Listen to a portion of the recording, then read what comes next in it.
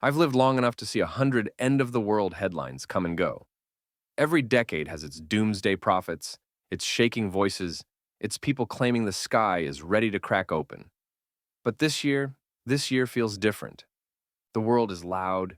The young are worried. The future feels thin as if it could tear right down the middle with one more bad news cycle. The young look at me like I'm the fragile one, like I'll be the first to crumble if everything really does fall apart. But what if I told you they're wrong? What if I told you that in 2025, seniors like me might actually have the massive advantage? Not because we're wise or calm or patient, though we've earned every bit of that, but because something deeper is at work. The science says our resilience, our social bonds, and even the way our brains handle stress might make us better prepared for chaos than the generations panicking around us. At my age, you learn to listen to those silences. They're more honest than the headlines. And lately, everywhere I turn, the silence feels heavy, like the world is holding its breath. Young folks talk like the sky could split any second. They glance at me like a delicate teacup on a high shelf, as if one tremor will shatter me.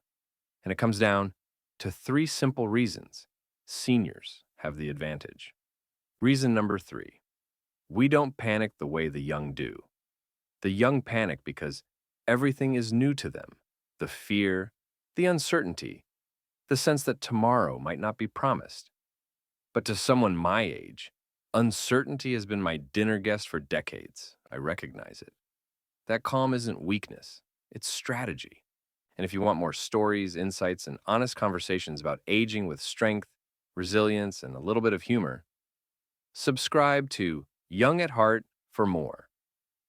Reason number two, our strength lives where it can't be taken. Seniors carry a kind of resilience. Younger generations simply haven't had the time to build. And resilience isn't grown in soft years. It's forged in long nights when sleep won't come, in grief that nearly cracks your ribs open, in mornings you push through even when everything hurts.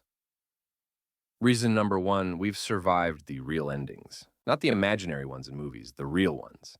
The ones where the floor drops out from under you, when someone you love dies and the world doesn't pause, when your whole life plan collapses overnight, when you sit in the dark, wondering how you'll pay the bills or whether you can survive one more loss.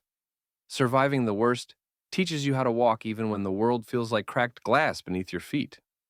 So if the world really does tilt off its axis this year, if the storm everyone fears finally breaks, don't be surprised when it's the older folks who stand the straightest. We've endured the unthinkable before. We've rebuilt our lives from the ashes of things we never thought we'd lose. We know how to steady a frightened room. If we make it through whatever comes next, it'll be because the elders didn't break. We held the line. We steadied the world one more time.